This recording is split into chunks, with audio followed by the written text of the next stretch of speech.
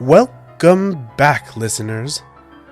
I think we'll start this finale episode off in a very exciting location. With the echoes of the duel's gunshots, we're going to swing on over to the Locke estate and find out what those people are up to.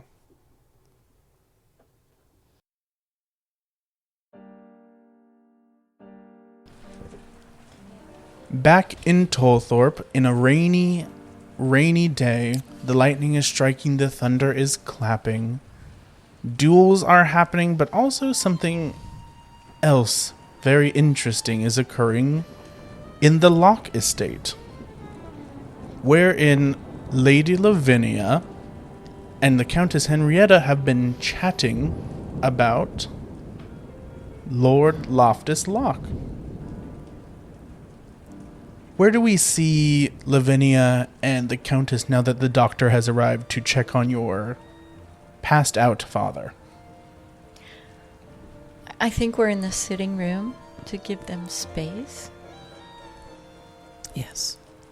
Your uniformed staff are bringing in tea and cakes and other treats.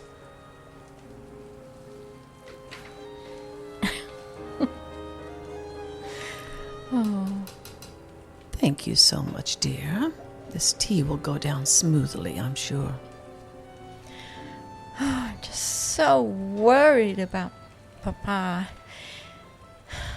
I've been telling him that obviously he's not dying, but then he fainted. I think something must have shocked him terribly. I'm afraid I am to blame for that. How so? Well, I have rekindled our relationship, you might say, Lavinia. I've been giving that a lot of thought, and it might have truly shocked him that I am back in the picture, as it were. I suppose that's a possibility. But surely he knows. He's seen you several times. It's not as if you've been a secret. Yes, but I'm bringing up the past, our personal, very personal past. Well, I must admit to you that was difficult to hear. Quickly, let me get my fan. Yes, my dear, I'm so sorry that you are so nonplussed. Well, honestly, if no one has talked to you about things such as tryst and a child out of wedlock, and then it's your own father, it's just too much. I understand. These things ought not to happen, but love is love. We became very much in love with one another. One of these servants comes up and brings you some letters and some paperwork with a little quill pen for you to sign, which is what they've been having you do a lot since your father has been taking ill a bit more, or saying at least that he has taken ill a bit more. Must you bring paperwork at this time? I'm trying to compose myself. Honestly. They bow and leave it on a little side table near where you are sitting. Well, forgive me, Countess, but I must get on with duties. I hope you don't mind. I will just sit quietly, my dear. I know that you have things to take care of. You might as well get them out of the way. All right. Well, I think this one is perhaps putting my name into as a trustee for my father. I don't know. I don't understand everything they're having me sign over and over, all these different forms, and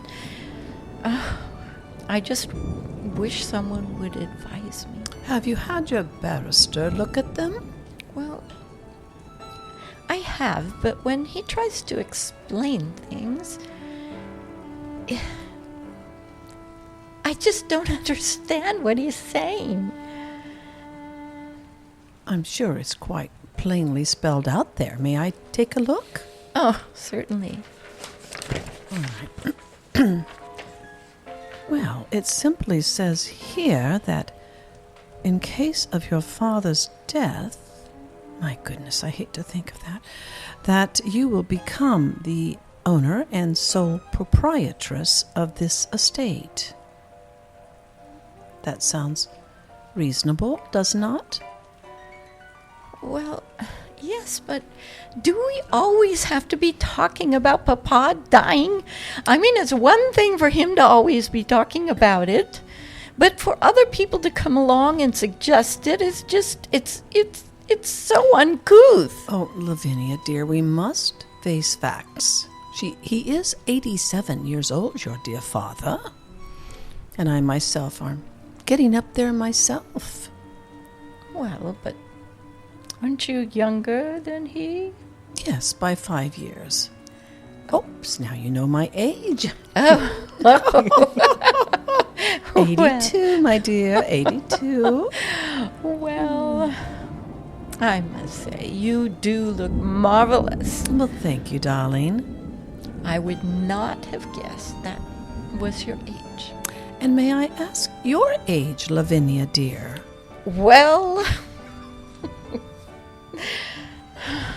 it's really not proper to talk about such things. I just shared with you my age. It's only right that you would tell me. Well, all right. Well, I am 45. 45. Yes, that definitely fits into what I wanted to tell you about today. But I don't know if my heart could take another shock. Well, you've already heard that I was pregnant 60 years ago.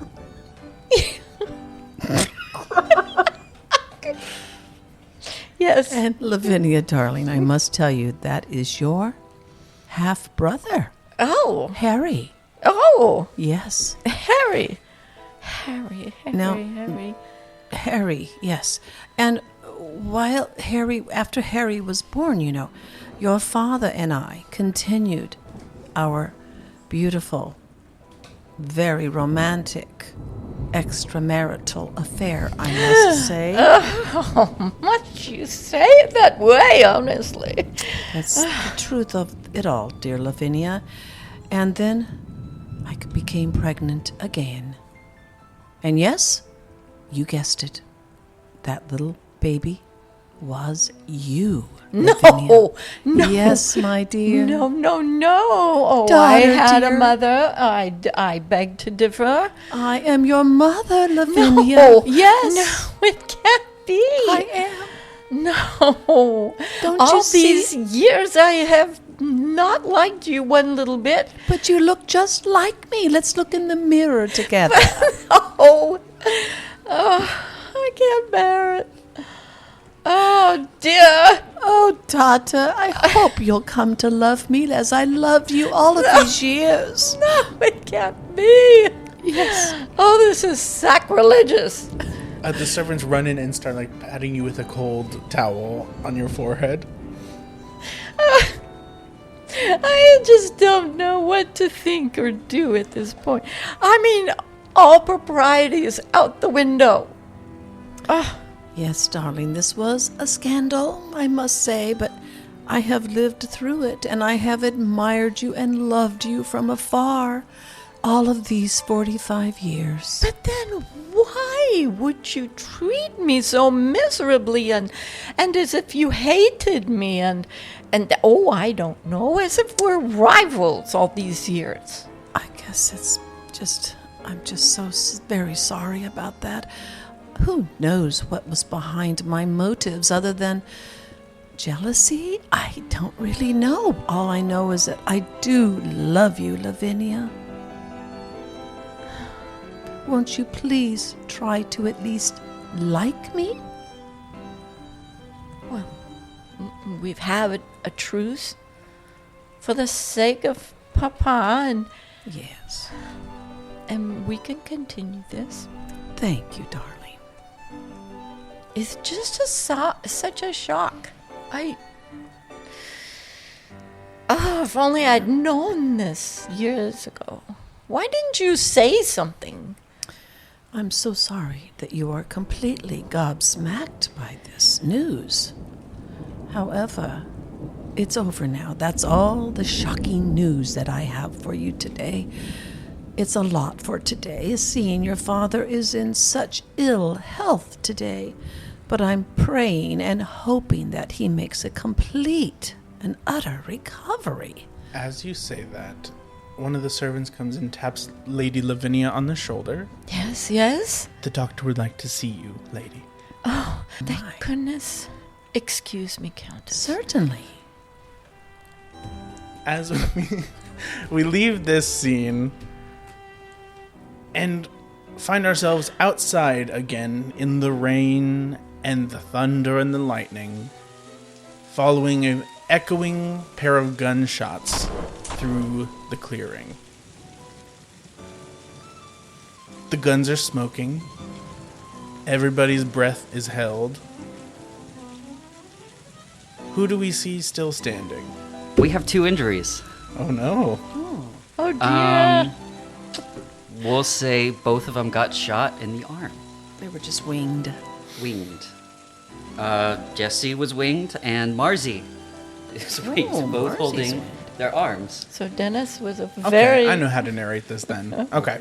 Let's get back into it. The serious scene. The serious Okay, scene. serious, okay. I'm not doing this voice this scene. The rain is falling. The gunshots echo.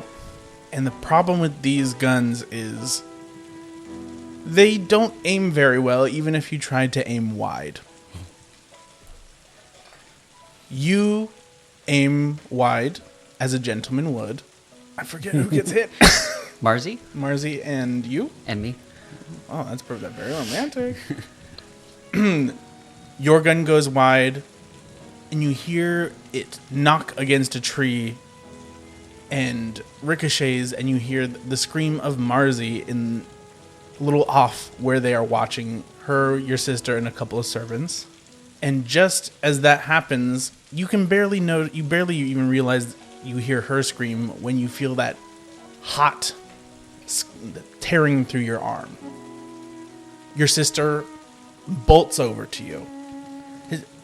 Jesse, are you okay? Son of a... She tears the hem of her dress a little bit and starts wrapping it around your arm to keep the bleeding from being a little too much. And you, I believe, out of the corner of your eye, can see Marzi is being attended to by quite a few people as well. Dennis is nowhere to be seen now. He is booking it away. Yeah, he's happy. He survived. He didn't kill anybody, but still, this is a very illegal action in these days. And he knows better than anybody to get out. I think we have the servants come and help you up. They take you and Marzi to the drawing room where, thankfully, Marzi had the forethought to call her doctor over, which took a little bit of time because the main doctor of the town is already dealing with another situation. But she looks at you and is, "What are you going to do?" I thought you were supposed to rig the guns. I don't do anything. I asked my servants to do something, but they obviously rigged it a little too well. Well, at least nobody died. Yes, but I have a very wonderful scar to have many, many stories about. So about my offer Your offer. to go away. To be fair, I don't think I even have much of a choice to do that anyway. I essentially facilitated a duel, which is illegal. So then I guess it's decided then. I guess I finally have a choice that I don't get to make, but at least it's a fun one. What will happen to your estate? Well, it's all mine, and legally, if I'm not here to be taken to jail, I guess I can just have things transferred. I've been looking at properties in New York. Well, that's where I plan to move. Well, is that so? And we already have properties there. Well, I'll have to come visit, won't I? I think you should stay. You hear your sister in the back just... She just pulls out her fan and is trying to hide the fact that she is smiling quite wide. Naturally, my uncle will buy your estate. Oh, really? Because he's looking for an estate. And I think that would be the most natural thing for him to do. Quite simple and easy then, isn't it? And you'll be under our employ. Is that so? I'll have my barrister do the papers up as we speak. And then I will get my ticket on the next boat out of here. You should do the same, probably. You should come with us. We'll travel together. Then I guess that is the good choice. The fire is crackling in Lord Loftus's room as Lady Lavinia Locke walks in, guided by the servants, to see your father is sitting upright in bed. Lavinia! Oh, Papa, it is so good to see you sitting up. It is wonderful to see you as well, my daughter. Oh, I was so worried for you. And why is that? Well, Papa, you fainted. Of Yes, course. I am dying. What? No, Papa. No, you just had a shock. The doctor says I am not dying, but I believe I am dying, Lavinia. Well, dear, I think you need to have a different perspective. I am lonely, Lavinia.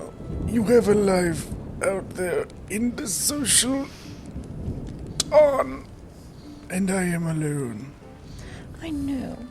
But Papa, what about the Countess? She is so intrigued by you. Yes, but she is your nemesis. I know, but Father, we have made amends. Amends? Yes. And she has shared something very, very shocking with me. What is that? She claims to be my mother. Lavinia? I know.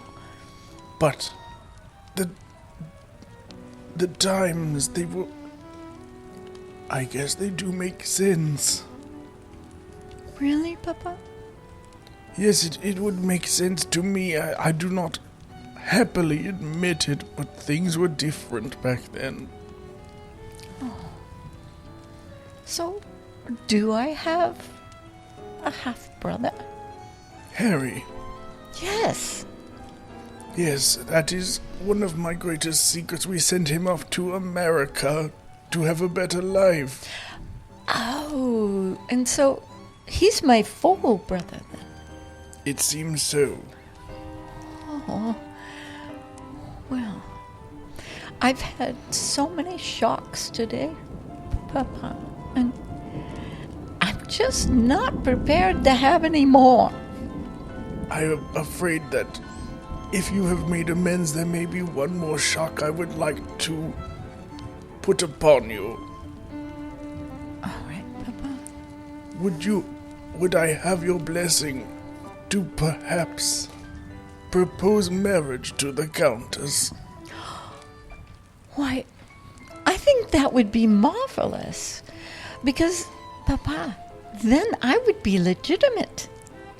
I see, yes, it is beautiful in many ways, Lavinia. Yes. Are you going to speak with her soon?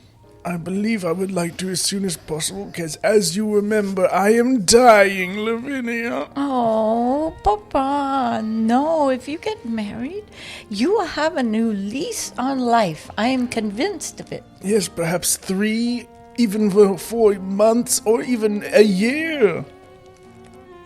If she is willing to have you, Papa, then you must, of course. Please send for her, Lavinia. I would not withhold this any longer. Yes, right away. Oh, Countess, I have the most extraordinary news. Yes, Lavinia, how is your father? He is better, And he Oh. wishes to speak with you right away. Oh, just immediately. Oh, it can't wait? No.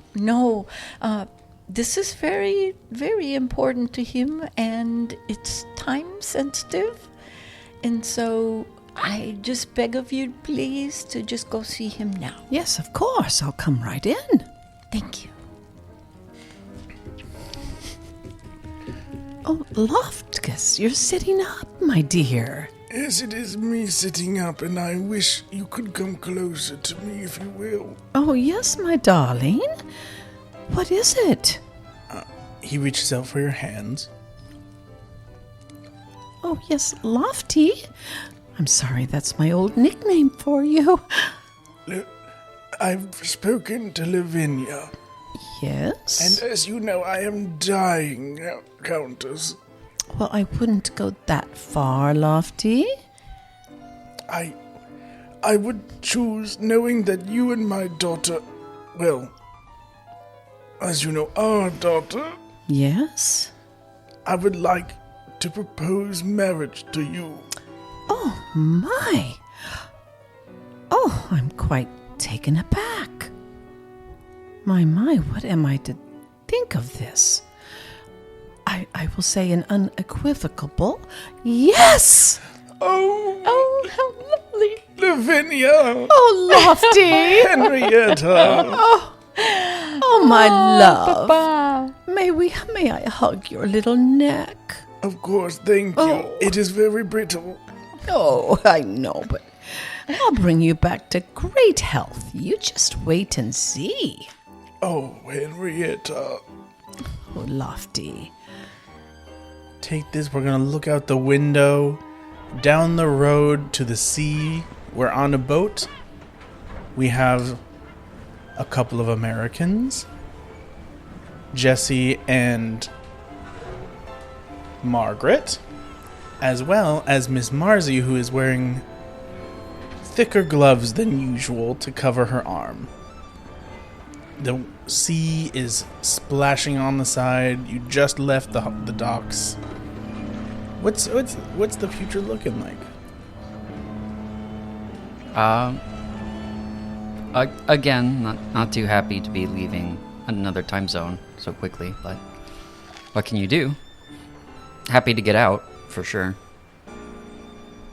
Marzi walks up and kind of stands at the rail beside you. And Margaret looks at you and goes, and then, I'm going to go look after refreshments. Okay, don't go too far. It's a boat. I can't go very far at all.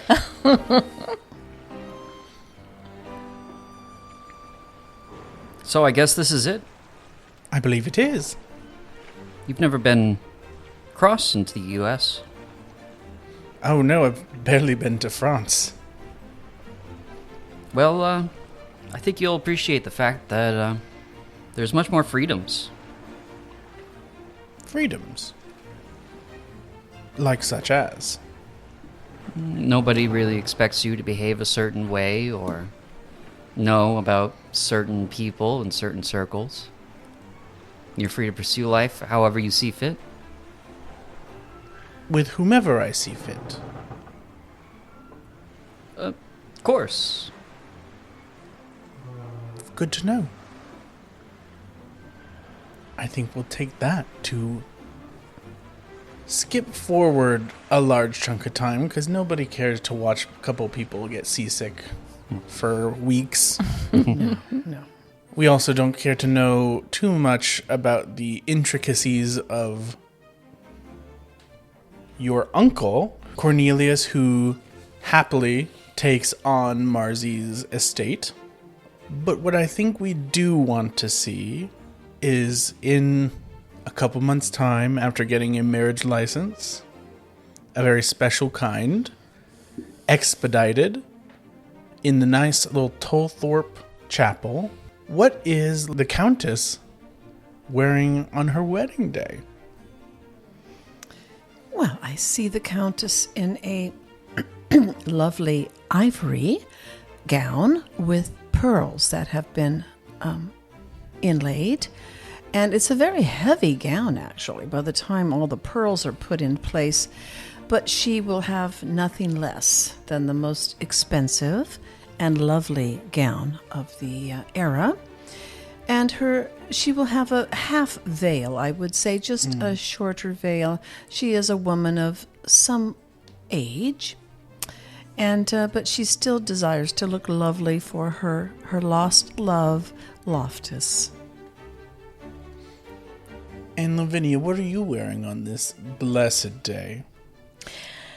Well, I, of course, don't want to outshine the bride, shall we say. And so I am wearing a pale lavender chiffon with just a hint of feathers about me. Because, after all, that's my trademark. And a satin sash about my empire waist. And, of course, a parasol for when we go outdoors, because I don't approve of young women or older ones to get sunburned. And so, of course, I'm very prepared. I have a question for the Countess. Did you even invite the Americans? Well, let's be quite clear. I really don't have too much in common with the American people, but I felt like it was my obligation to invite them because that would be the right thing to do. They've been in our little community now for a few months and some for years, and I have to deal with them, so I did decide to invite them. Would you think Cornelius would attend? Yes. Question, though. Would Sir Dennis be invited? Well, let's let bygones be bygones. And yes, I would say everyone would be quite invited and welcomed, even him. Now it's a party. Yes. So you have everyone in the ton. You have Curate Jacob Harding doing the ceremony. Yes. And I think with that, we have the end of our story. And they all lived happily ever after. At least the Countess and Lord Loftus. For at least 3 years.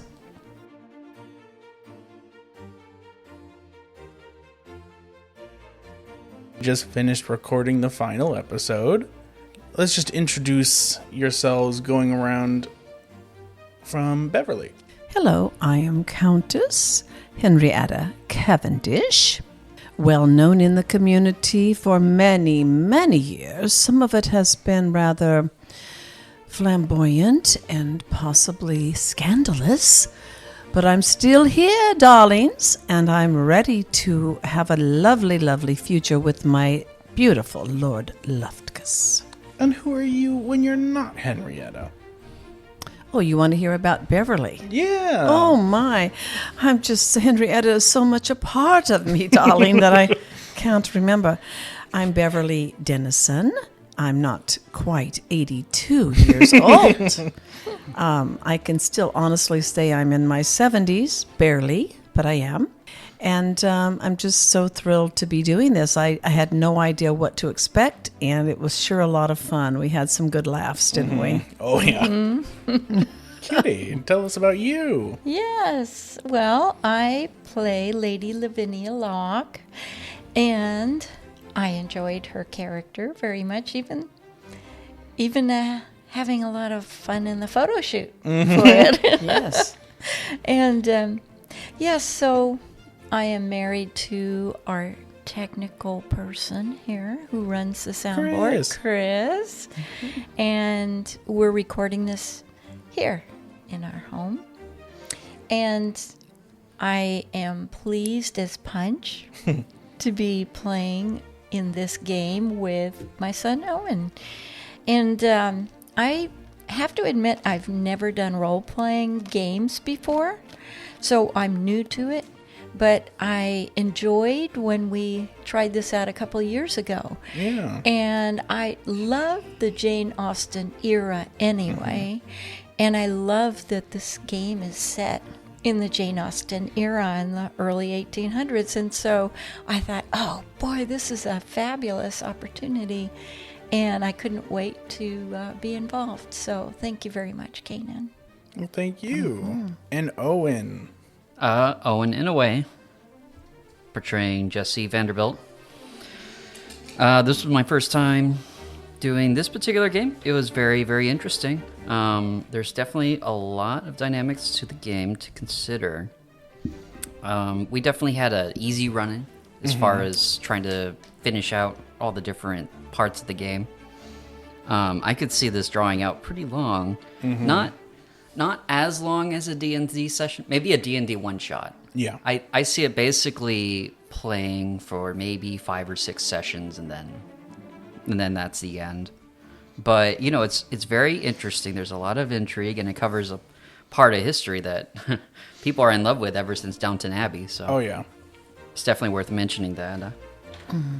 Yeah, it was all very interesting. Artwork and all the various aspects. Were these characters done yourself, or? No, these are actually just the standard art that comes. It's the art that comes on your little character sheet is what is standard to the character. It's just a little idea of them.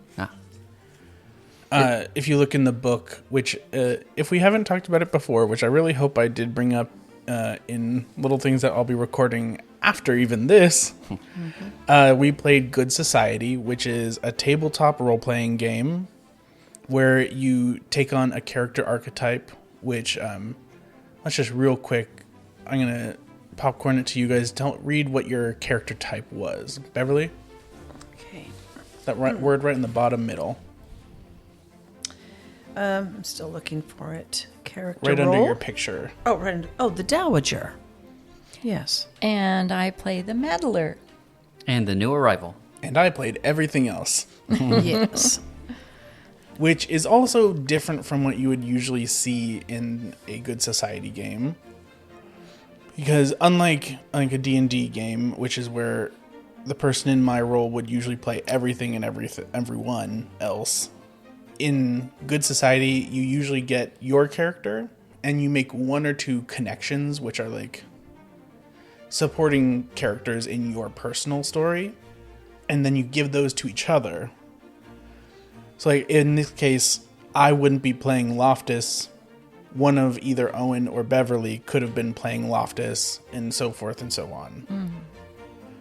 But since this is more of a pilot season of this show, I hope so. we decided to take it a little bit easier and a little bit more fast-tracked. So this wouldn't be how it is always played, but we wanted to get an idea because Owen has only done other types of role-playing games. Kitty has played this game once, and Beverly, you've never played any sort of game like this. Never. Yeah, first time. Yeah, so we fun. did a little bit of learning on the go, which I'm sure you can hear. But also, we just kind of the main rule that I was sticking to from the beginning that I told everybody was the main idea is to have fun. Yes. Just where I wasn't going to be a stickler on the rules. I wasn't going to be a stickler on historical accuracy. We're just going to see what we can get out of it and make sure that we had fun and that anybody listening would have fun with us. Yeah.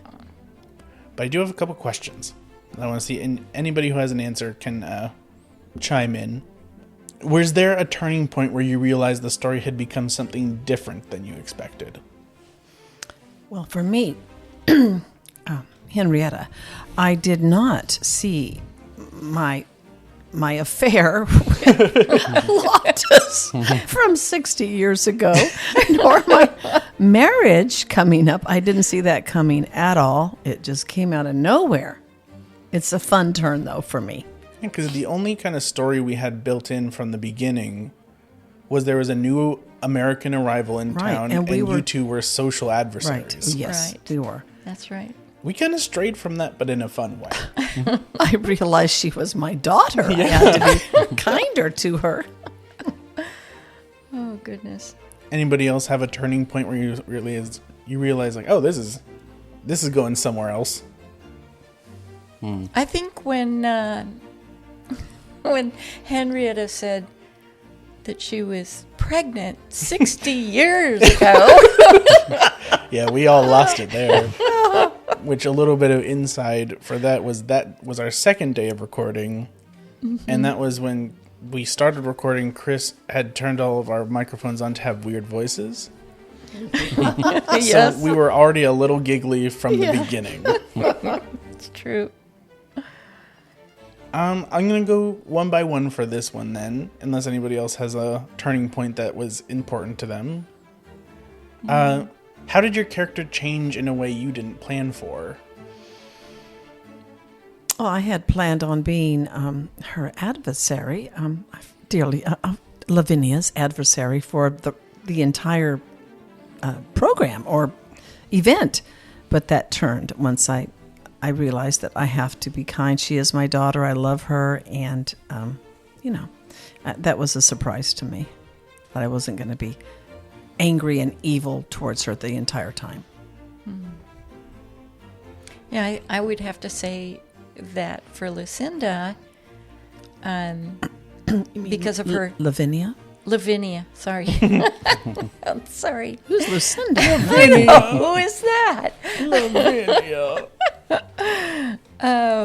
When she recognizes that her father is affectionate towards Henrietta, that just changed the whole game right there. Because you can't just be an adversary to your future mother-in-law, who also happens to be your real mother. The drama, the intrigue. Oh, yeah. That was interesting. Right at the beginning of the game, there were two people I was trying to get rid of. Grantward, and that definitely succeeded. And then, what was the... Dennis? Are you talking about Dennis? Or was it Dennis? No, not Dennis. Before Dennis, I think it was Grantward was trying to hit... Grantward was definitely trying to get with your sister. Right. So I put a stop to that by creating a scandalous rumor. Mm-hmm. And then, that took him off the board almost entirely. But then, right afterwards, Dennis pops up. So I wasn't really expecting there to just all of a sudden be a new one right afterwards. It's like, oh, dang, it doesn't matter how many I get rid of. They'll keep coming a new bachelor to try to do it. Mm-hmm. Yeah. And then, what's her name? The person who was with the company. Oh, yeah. The Countess. Not the Countess. The Baroness Britta. Yes. Baroness Britta. I had to focus a lot just to get rid of her. At the same time, it almost feels once I got rid of her that it wasn't actually necessary for the character build to do that. Mm-hmm. She could have just stayed as a side character and it wouldn't have really changed the outcome. So. Yeah, you all rumored her into becoming kind of a side character, a prominent one. And as soon as we added all the rumors together, she just disappears. Mm-hmm. And it's all like, oh, I guess we didn't have to target her so hard. Yeah, I think it's an interesting thing about this game is you can have a lot of plans, but then just the mechanics of this game can kind of, even without realizing it, can mess with your original plans, even if you're doing what you think is best for those plans. Well, and that's true of sort of any game where there's other players involved. Mm-hmm. It's not like playing solitaire. No. No. You're cooperating with each other, and so your story is going to kind of morph as a result. What part of the game do you think this specific game, the mechanics of it, were something that you found surprisingly more fun or interesting than you expected them to be? I kind of like the scandals. I mean, that's everybody thinks like, oh, I don't know if I'm gonna like that, and then they play this game, and that's everybody's favorite part of this game. Yeah. Yeah. Because you can throw wrenches into everybody's plans by just saying something. Mm-hmm. Do things start as a rumor then turn to scandal? Mm-hmm. Okay. Mm-hmm.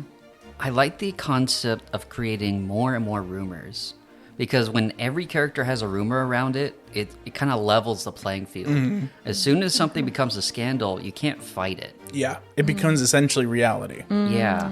So it Kind of like real life. Yeah. it feels like the goal of the game is to make as many scandal or rumors as possible, and then anyone can become a target by the end of the game because everyone has rumors around them. Yes. As soon as someone has a scandal, the player just kind of disappears off the board, and it's like, oh, well, that's too bad. I wanted to hear more about what happens to that person. So, Yeah, it's a lot more interesting, isn't it? Yeah. To have all those scandals going on and lots more drama.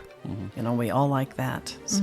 It's especially, I think you tend to realize after your first round or so that it is also a bit of a resource game because you can only do 2 actions of things in the rumors and scandal, where you could spend that whole turn, like your whole round of rumors and scandal, saying a rumor and then turning it into scandal.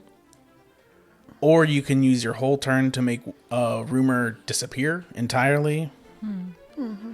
But there's also the chance you can gamble. If I spread a rumor about each of you guys and nobody forwards it the next round, it just disappears on its own. But so you have, it's a lot of kind of 4D chess that you do in that round. Yeah. I think with experience, we would have followed that through, but it kind of Yeah, we're disappeared a lot of times. So, Which is fine. That's part of how the story works. yeah. how many scandals on players did we elevate? Ooh. We have almost a full, the full list is completely taking it, but we have 1, 2, 3, 4, 5, 6, 7 that are fully scandaled. On players? On players, let's see. We have Britta, Lavinia's mom. Henrietta poisoned Lady Locke was the only one so far. Lavinia is the Countess's daughter, which was raised to scandal, which was technically for both of you. Yes. Marzi wants to run away with you was one that we elevated to scandal, and the other one was about Marzi herself. Well, they really played into their scandals. So it seems like scandals hurt non-playable characters, but then playable characters essentially can turn those into a positive. Yeah. There was, as an example, there was a game that I ran of this that we called Diamonds and Earls, which the whole concept was I played a main character that was the Dowager, who threw a big party at the end of every year because this was something we ran on New Year's Eve, and we were playing it until midnight. Oh, fun. So there was the real life version of there was 3 other players who were all playing. One of them played my character's dependent. Another was a foreign person who was sort of dependent on the Dowager but was there kind of on their own free will. And then another was there just to kind of mess with everybody. But all of them wanted the Dowager's fortune, and it was whoever got married first on that night would get the fortune. Oh. And there was, leading up to the event, 2 of the players went for a ride in the woods, individual of each other, but they were spotted by the Dowager, who I then spread a rumor that they were seen alone without a chaperone, and they had to get married now. And it was a whole thing where they got all married by midnight, and there was a lot of fun story to it, but you can really change the tide of a story because those 2 characters had no romantic interest in each other at all. They weren't even like second degree possible pair up. Okay. They were looking at completely different people, and just one rumor that then the other player that wasn't in those 2 brought it up to scandal, and then was spreading it everywhere. Wow. But they had to get married. Yeah, they got right? married. They were seen together. So yeah, it's a lot can happen in this game. Yeah. Which, as somebody who's trying to run the podcast on it and get it all within what we originally thought could be 2 days, very stressful to not be able to plan anything and just have to kind of hope that everybody can get it together. Because the fun thing about this cast, which also the original cast, we had somebody who had to drop out day of the first recording, and Kitty filled in. Yes. I was the sub. Yeah. So the good thing about how easy this game is to just collaboratively get the story together is that if something like that happens, you can easily just jump in. Mm-hmm. It's nothing is predetermined.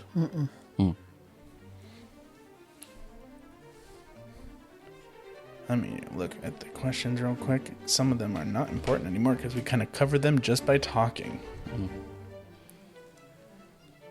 Oh, here's a fun one. We kind of talked about it off mic earlier. Okay. Do you think there's any possibility your character would come back in a sequel if we ever came back around to this cast? Well, at 82, I'm not sure how much time I have left, but Lord Locke at like I don't know. 90 years old. Oh, second child. Yeah, you can play you can play the Countess and Lord Locke's new child. I could, I guess. Yeah, Sarah and Abraham come to mind. I think that brings up one thing I wanted to say is I didn't plan any voices for this. Yeah, that was I think fun. you can hear my accent go in and out often on different Mine characters too. because I couldn't remember what voice I started with most characters. I think the only one that was consistent was your sister's character. But I remember Oh no, Lord Loftus. I looked at Lord Loftus's age as you brought him into the story, and I was like, "Oh gosh, what do I do?" You were perfect. And that tells you what happens. The same thing with your uncle. I was like, "Oh, darn it, I need a different voice." He was kind of similar to It started, and then I had Yeah. to find a different voice. yeah. It fluctuates a lot in his first 2 sentences.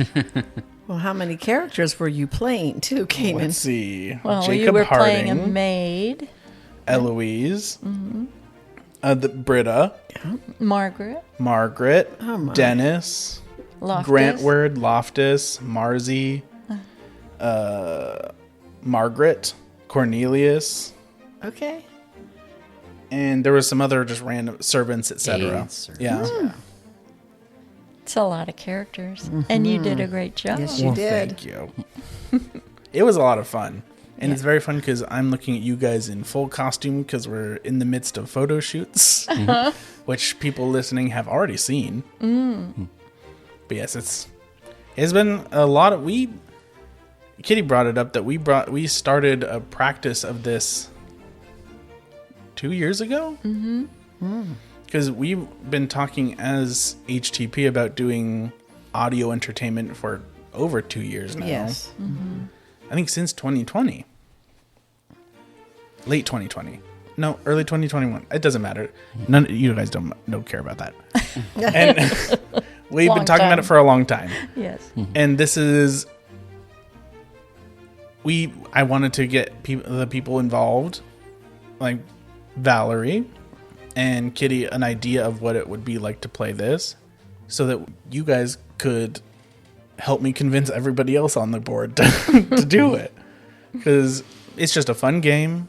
It makes for a good little audio drama situation, and it's easy enough to put together. We definitely put this together in a lot quicker time than I think we would do it in the future.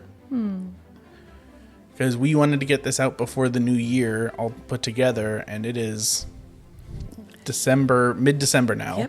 Yep. We're definitely going to take a little bit longer time to really put this together next time and take some fun with it. But I think that's part of the fun of this, is we learned as we went. Yes. You guys learned how to play. I learned how to run it this way. Yeah. Well, you have an advantage too because you've run this game with other groups of people. Yes. Not just Valerie and I think Joy was involved. that was our only experience, and you've had lots of experience. So Yeah. I think we depended on you because you've had so much experience running the game. Yeah, it's a really fun game to run, especially because you don't always have to do it in Regency England. I ran one where it was one of my favorite genres that's very specific is Hallmark Christmas movie parodies.